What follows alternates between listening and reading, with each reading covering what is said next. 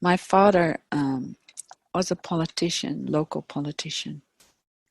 And that's a long time ago, and probably things have changed, for sure, have changed.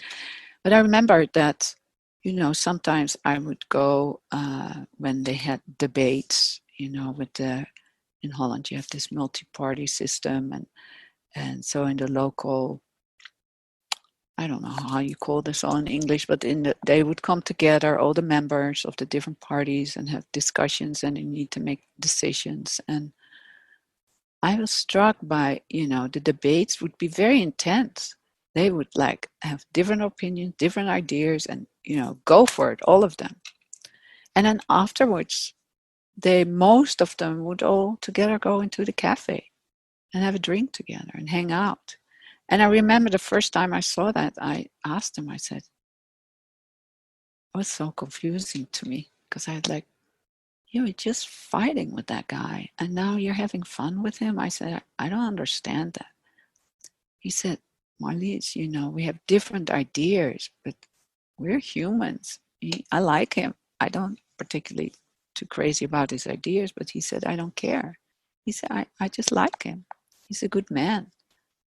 And I learned so much from that. And can we have that here too?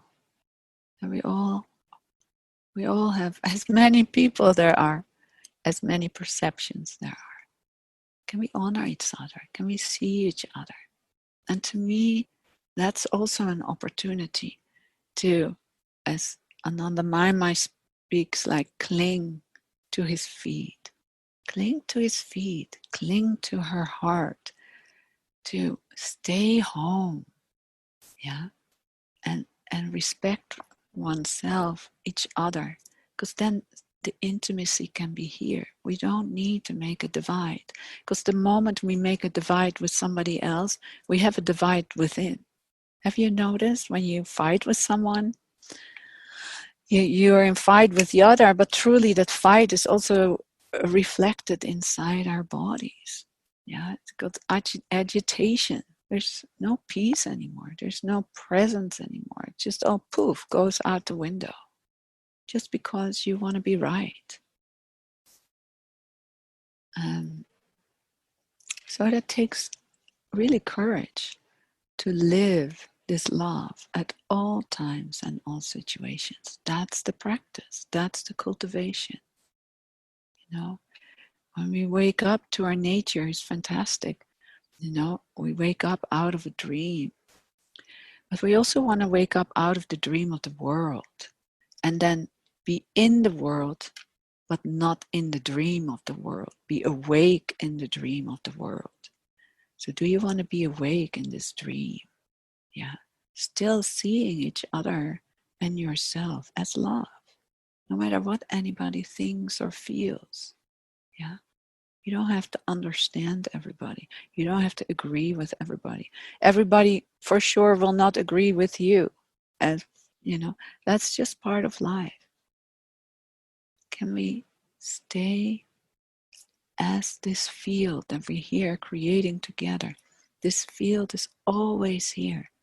And we're all attending to this field. No matter what we all think, no matter what we all feel, no matter our perception, yeah, it's your experience. Trust your experience. This field is huge. It's unfathomable. It's wider than the universe. It's a mystery. It's unknown. To dare to rest there in the unknown. And move as the unknown in our lives. That takes everything. To trust our intuition. And not be ruled by anything but the truth of our nature, the love of our nature. That takes courage to be free in the midst of any happening. Yeah.